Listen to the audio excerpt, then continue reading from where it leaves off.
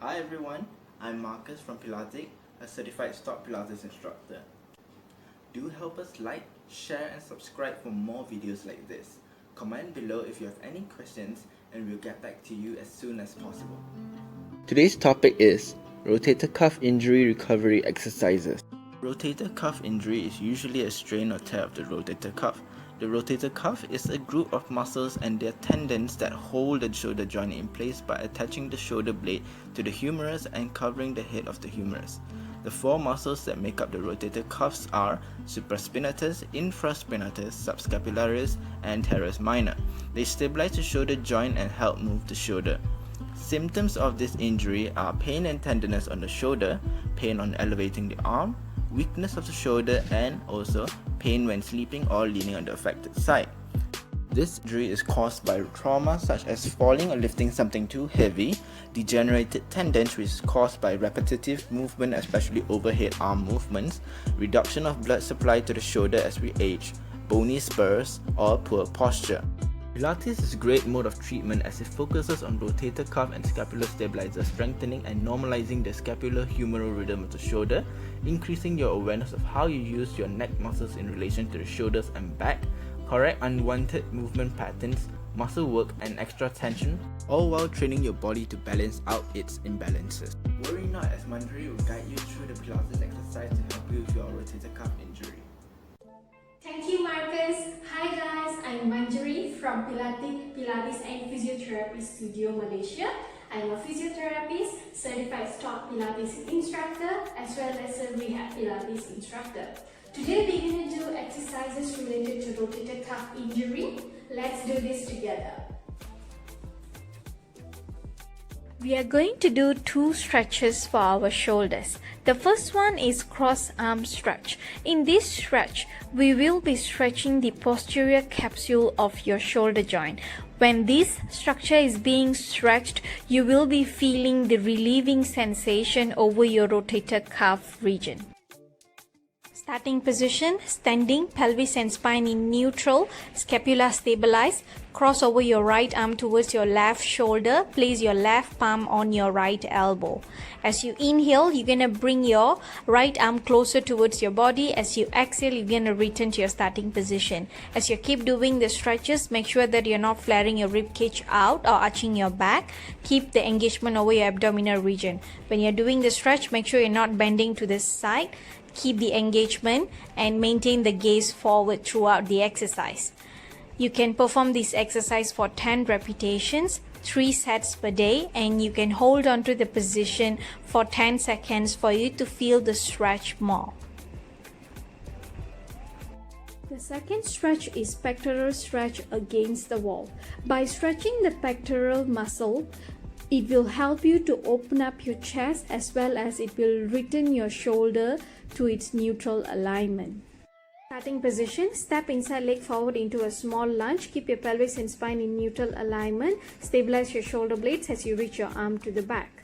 Keep your pelvic stability and engage over your abdominal region throughout this exercise. As you reach your arm to the back, keep your chest as forward as possible for you to feel the maximum stretch over the pectoral muscle. Take a deep breath in and hold on to the position for 10 counts before you return. Stop and start over again if your hand falls asleep. As you reach your arm to the back, make sure your shoulder blade is staying back and your shoulder doesn't roll forward. You can perform this exercise for 10 repetitions and hold on to the position for 10 seconds for you to feel the stretch. The third exercise is shoulder rotation mobilization. In this exercise, we will be mobilizing the external and internal rotators of the shoulder joint. Starting position, standing, pelvis and spine in neutral alignment, scapula stabilized, arms placed against the wall in externally rotated position. Inhale to prepare. As you exhale, you're going to internally rotate your arm. As you inhale, you're going to return back to the external rotation. As you're doing this exercise, make sure you're not shrugging your shoulders to the front or letting go of your elbow from the wall. Maintain the connection throughout this exercise. Keep the engagement over the abdominal region. Avoid jamming of your chin.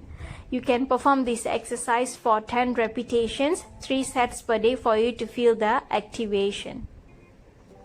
Next exercise is wall angel. In this exercise, we will be activating your serratus anterior muscle. During rotator cuff injury, this muscle might go for weakness and it may cause scapula winging. Starting position: standing pelvis and spine in neutral alignment, ribcage and scapula in stabilized position, arms placed against the wall in 90 degree. Inhale to prepare. As you exhale, extend your elbow a little and reach your thumb together, and inhale to return. As you're doing this exercise, make sure that your elbow is staying in contact with the wall throughout, and keep the activation over your abdominal region.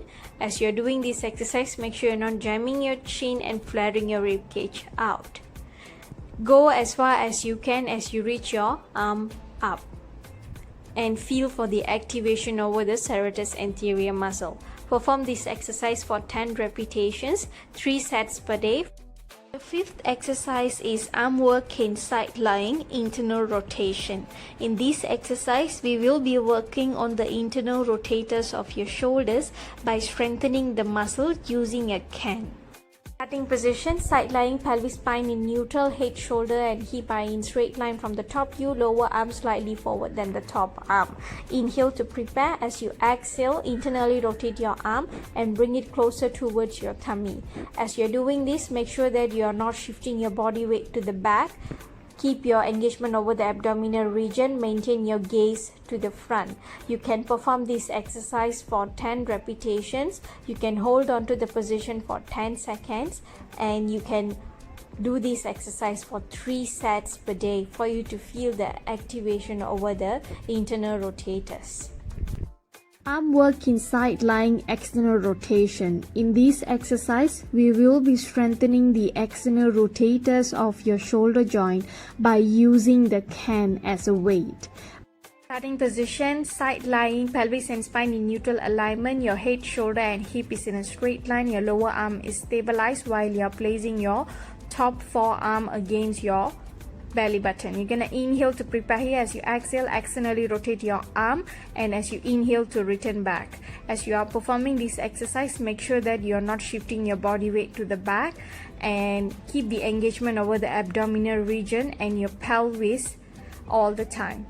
Make sure that you are keeping your gaze to the front and you are only working from the external rotators of the arm. You can perform this exercise for 10 repetitions. You can hold on to the position for 10 seconds, and you can do this for 3 sets for you to feel the activation and the strengthening over the external rotators. Last exercise is arm work in quadruped position. In this exercise, we will be working on all the 3 deltoid muscles, which are anterior deltoid, medial deltoid and posterior deltoid.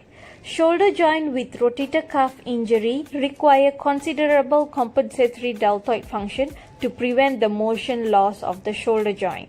Hence, it is important to strengthen the deltoid muscle of your shoulders with some weight. The starting position for all of these 3 exercises will be the same. You will be in 4-point kneeling position with pelvis and spine in neutral alignment. Make sure that your wrists and your shoulders are in line and your knees and your hips are in line. Tuck in your toes.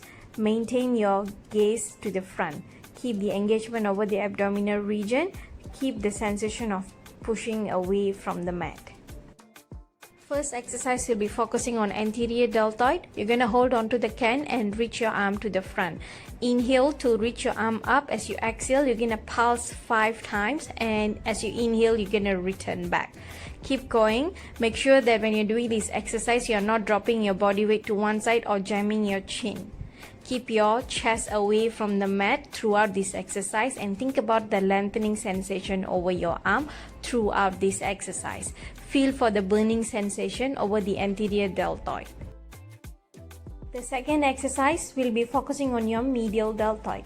Grab onto the weight as you inhale to reach your arms up. As you exhale, you're going to pulse for 5 times and inhale to return.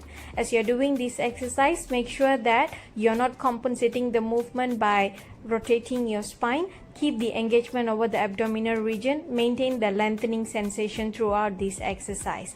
As you're doing this exercise, think about the burning sensation over the medial aspect of your shoulder joint.